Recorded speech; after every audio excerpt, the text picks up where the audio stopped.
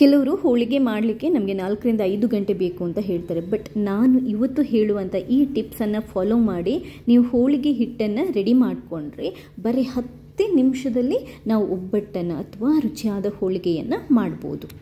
ಸರಿ, ಹಾಗಾದರೆ ಈ ವಿಶೇಷವಾಗಿರುವಂಥ ರೆಸಿಪಿನ ಹೇಗೆ ಮಾಡೋದು ಅನ್ನೋದನ್ನು ನೋಡ್ಕೊಂಬರೋಣ. ಹೋಳಿಗೆ ಹಿಟ್ಟನ್ನು ಅಥವಾ ಒಬ್ಬಟ್ಟನ್ನು ರೆಡಿ ಮಾಡೋದಕ್ಕೆ ಏನೆಲ್ಲ ಬೇಕು ಅಂತ ನೋಡ್ಕೊಂಡು ಬರೋಣ. ಮೊದಲಿಗೆ ನಮಗೆ ಮೈದಾ ಹಿಟ್ಟು ಬೇಕಾಗುತ್ತೆ. ನಾನು 1.5 ಕಪ್ಪಷ್ಟು ಮೈದಾ ಹಿಟ್ಟನ್ನು ತಗೊಂಡಿದ್ದೇನೆ. ಹಾಗೆಯೇ 2 ಚಮಚದಷ್ಟು ನಮಗೆ ರವೆ ಬೇಕಾಗುತ್ತೆ. ಸ್ವಲ್ಪ ಉಪ್ಪು ಹಾಗೆ ಸ್ವಲ್ಪ ಅರಿಶಿಣ ಪುಡಿ ಬೇಕಾಗುತ್ತೆ.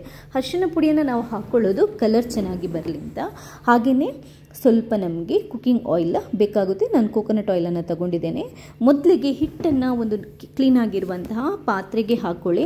ನಾನೊಂದು 1.5 ಕಪ್ಪಷ್ಟು ಮೈದಾ ಹಿಟ್ಟನ್ನು ತಗೊಂಡಿದ್ದೇನೆ. ತುಂಬ ಹಳೆಯ ಹಿಟ್ಟನ್ನು ತಗೋಬೇಡಿ, ಫ್ರೆಶ್ ಆಗಿರುವಂಥ ಹಿಟ್ಟನ್ನೇ ತಗೊಳ್ಳಿ. ನಮಗೆ ಒಬ್ಬಟ್ಟಿನ ಹಿಟ್ಟನ್ನು ಪರ್ಫೆಕ್ಟಾಗಿ ಮಾಡೋದಕ್ಕೆ ಬರುತ್ತೆ. ಇದಕ್ಕೆ ಚಿಟಿಕೆಯಷ್ಟು ಉಪ್ಪು, ಹಾಗೆಯೇ ಒಂದು ಸ್ವಲ್ಪ ಅರಿಶಿಣ ಪುಡಿ, 1.5 ಚಮಚದಷ್ಟು ನಾನು ಇದು ರವೆನ ಹಾಕೊತಾ ಇದ್ದೇನೆ. ಉಪ್ಪಿಟ್ಟು ರವೆ ಯಾವುದು ಬೇಕಾದರೂ ತಗೋಬಹುದು, ಬನ್ಸಿ ರವೆ ಬೇಡ.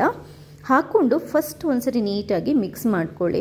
1.5 ಕಪ್ಪಷ್ಟು ಹಿಟ್ಟನ್ನು ತಗೊಂಡ್ರೆ 1.5 ಚಮಚದಷ್ಟು ನೀವು ರವೆನ ಹಾಕೋಬಹುದು. 1 ಕಪ್ ತಗೊಂಡ್ರೆ 1 ಚಮಚದಷ್ಟು ರವೆನ ಹಾಕೋಬಹುದು. ಇವಾಗ ಇದನ್ನ ಕಲಿಸೋದಕ್ಕೆ ನಮಗೆ ನೀರು ಬೇಕಾಗುತ್ತೆ. 1.5 ಕಪ್ಪಷ್ಟು ಹಿಟ್ಟು ಕಲಿಸೋಕ್ಕೆ ನಮಗೆ ಒಂದು 3/4 ಕಪ್ಪಷ್ಟು, ಅದಕ್ಕಿಂತಲೂ ಸ್ವಲ್ಪ ಕಮ್ಮಿ ನೀರು ಸಾಕಾಗುತ್ತೆ. ಫಸ್ಟ್ ನೀವು ಒಂದು ಸ್ವಲ್ಪ ನೀರನ್ನು ಹಾಕ್ಕೊಂಡು ಕೈಯಿಂದ ಚೆನ್ನಾಗಿ ಮಿಕ್ಸ್ ಮಾಡ್ಕೊಳ್ಳಿ. ಒಂದೇ ಸರಿಗೆ ಎಲ್ಲ ನೀರನ್ನು ಒಟ್ಟಿಗೆ ಹಾಕಿ ಕಲಿಸೋದಲ್ಲ. ಹಿಟ್ಟು ಎಷ್ಟು ತಗೊತೀವಿ ಅದರ ಅರ್ಧಕ್ಕಿಂತ ಕೂಡ ಒಂದು ಸ್ವಲ್ಪ ಕಮ್ಮಿ ನೀರು ನಮಗೆ ಸಾಕಾಗುತ್ತೆ ಮೈದಾ ಹಿಟ್ಟನ್ನು ಕಲಿಸೋಕೆ. ಇನ್ನು ಜಾಸ್ತಿ ನೀರು ಬೇಕಾಗಲ್ಲ. ಮತ್ತು ನೀರನ್ನು ಕೂಡ ಅಷ್ಟೇ ಒಂದೇ ಸರಿ ಹಾಕಿ ಕಲಿಸುವಂಥದ್ದು ಅಲ್ಲ, ಸ್ವಲ್ಪನೇ ಹಾಕಿ ಕಲಿಸುವಂಥದ್ದು. ನಾನು ಫಸ್ಟ್ ಒಂದು ಸರಿ ಹಿಟ್ಟನ್ನು ಸ್ವಲ್ಪ ನೀರು ಹಾಕಿ ಒದ್ದೆ ಮಾಡಿಕೊಂಡು ಮಿಕ್ಸ್ ಮಾಡ್ಕೊಂಡು ಇಟ್ಕೊಂಡಿದ್ದೇನೆ. ಇವಾಗ ಮತ್ತೊಂದು ಸ್ವಲ್ಪ ನೀರನ್ನು ಹಾಕಿಬಿಟ್ಟು ಇವಾಗ ಚೆನ್ನಾಗಿ ಕಲಿಸ್ಕೋಬೇಕು. ಕೈಗೆ ಅಂಟು ಬರೋ ಥರ ನಾವು ಕಲಿಸ್ಕೋಬೇಕು. ಯಾವಾಗಲೂ ಅಷ್ಟೇ ಗಟ್ಟಿ ಕಲಿಸೋದಲ್ಲ, ಕೈಯಲ್ಲಿ ಅಂಟಬೇಕು. ನೋಡಿ ಈ ಥರ ಅಂಟಿದ್ರೆ ಏನು ತೊಂದರೆ ಇಲ್ಲ. ನಾವು ಅದನ್ನ ಆಮೇಲೆ 1-2 ನಿಮಿಷ ಚೆನ್ನಾಗಿ ಬಡಿದ್ಬಿಟ್ಟು ನಾದ್ಕೊಂಡಾಗ ಪರ್ಫೆಕ್ಟಾಗಿ ಕ್ಲಿಯರಾಗಿ ಹಿಟ್ಟು ರೆಡಿ ಆಗುತ್ತೆ. ನೋಡಿ 1-2 ನಿಮಿಷ ಸಾಕು. ಈ ಥರ ಬಟ್ಕೊಂಡು ಅಥವಾ ಕೈಯಿಂದ ಚೆನ್ನಾಗಿ ಪ್ರೆಸ್ ಮಾಡಿಕೊಂಡು ಒತ್ಕೊಂಡು ಹಿಟ್ಟನ್ನು ನೀಟಾಗಿ ಕಲಿಸ್ಕೋಬೇಕು. ಜಸ್ಟ್ 1-2 ನಿಮಿಷ ಸಾಕು.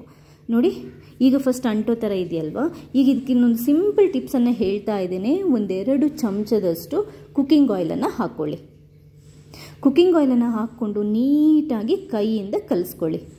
ಜಸ್ಟ್ 1-2 ನಿಮಿಷ ಕಲಿಸಿದ್ರೆ ಸಾಕು. ನಾವೊಂದು 10 ನಿಮಿಷ ಕಲಿಸ್ಕೊಂಡು ನಾದ್ಕೊಂಡು ಅದನ್ನ ಗಂಟೆಗಟ್ಟಲೆ ನೆನೆ ಇಟ್ಟು ಮಾಡುವಂಥ ಅವಶ್ಯಕತೆ ಏನೂ ಇಲ್ಲ. ನಾನು ಹೇಳಿರುವಂಥ ಟಿಪ್ಸನ್ನು ಫಾಲೋ ಮಾಡಿದರೆ 5ರಿಂದ 10 ನಿಮಿಷದೊಳಗಡೆ ನಮಗೆ ಹಿಟ್ಟನ್ನು ರೆಡಿ ಮಾಡಿ ಹೋಳಿಗೆ ಮಾಡಿಕೊಂಡು ತಿನ್ಬೋದು. ಅಷ್ಟು ಸುಲಭ ಇದೆ.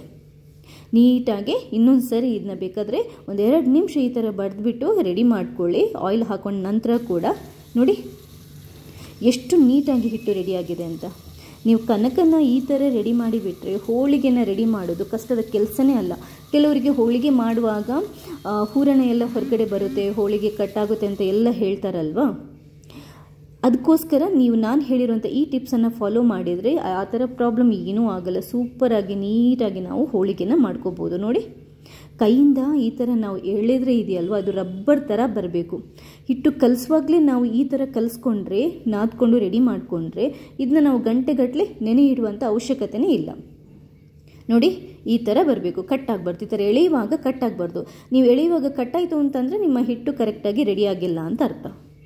ಇದೇ ಸಿಂಪಲ್ ಟಿಪ್ಸ್ ನಾನು ಹೇಳ್ಕೊಡ್ತಾ ಇರೋದು. ಈ ಥರ ಮಾಡಬೇಕಾದ್ರೆ ಒಂದು ಸ್ವಲ್ಪ ನೀವು ಇವಾಗಲೇ ಮಾಡ್ತಿರೋದ್ರೆ ಇವಾಗಲೂ ಬೇಕಾದರೂ ಹೂರಣ ಇದ್ದರೆ ನೀವು ಹೋಳಿಗೆನ ಮಾಡ್ಕೋಬಹುದು. ಇಲ್ಲ ನೀವು ಆಮೇಲೆ ಮಾಡ್ತೀನಿ ಅಂತಂದರೂ ಓಕೆ. ಬಟ್ ಇಡುವಾಗಿದ್ರೆ ನೀವು ಹೋಳಿಗೆ ಹಿಟ್ಟು ಅಥವಾ ಒಬ್ಬಟ್ಟು ಹಿಟ್ಟು ಕಣಕನ್ನು ನೀವು ಸ್ವಲ್ಪ ಹೊತ್ತು ಇಡುವಾಗಿದ್ರೆ ಮೇಲ್ಗಡೆಯಿಂದ ಸ್ವಲ್ಪ ಆಯಿಲನ್ನು ಸವರ್ಬಿಟ್ಟು ನೀವು ಇಡಬೇಡಿ. ಆವಾಗ ನಿಮಗೆ ಸಾಯಂಕಾಲ ಎಲ್ಲ ನಾಳೆ ತನಕ ಬೇಕಾದರೂ ಇಡ್ಬೋದು. ಏನು ಹಿಟ್ಟು ಒಂಚೂರು ಕೂಡ ಹಾಳಾಗಲ್ಲ. ಸೊ ಇವತ್ತಿನ ವಿಡಿಯೋದಲ್ಲಿ ಹಿಟ್ಟು ರೆಡಿ ಮಾಡುವಂತಹ ಟಿಪ್ಸನ್ನು ಕೂಡ ಹೇಳ್ಕೊಟ್ಟಿದೆ. ಹಾಗೆಯೇ ಹಿಟ್ಟನ್ನು ನಾವು ಜಾಸ್ತಿ ಹೊತ್ತು ಟೈಮ್ ತನಕ ಇಡುವಂಥ ಟಿಪ್ಸನ್ನು ಹೇಳ್ಕೊಟ್ಟಿದ್ದೇನೆ. ಈ ವಿಡಿಯೋ ಇಷ್ಟ ಆದರೆ ಲೈಕ್ ಮಾಡಿ. ಹಾಗೆ ನೀವು ಮಾತ್ರ ನೋಡೋದಲ್ಲ ಬೇರೆಯವರಿಗೆ ಶೇರ್ ಮಾಡೋದನ್ನು ಕೂಡ ಮರಿಬೇಡಿ. ಥ್ಯಾಂಕ್ಸ್ ಎಲ್ರಿಗೂ.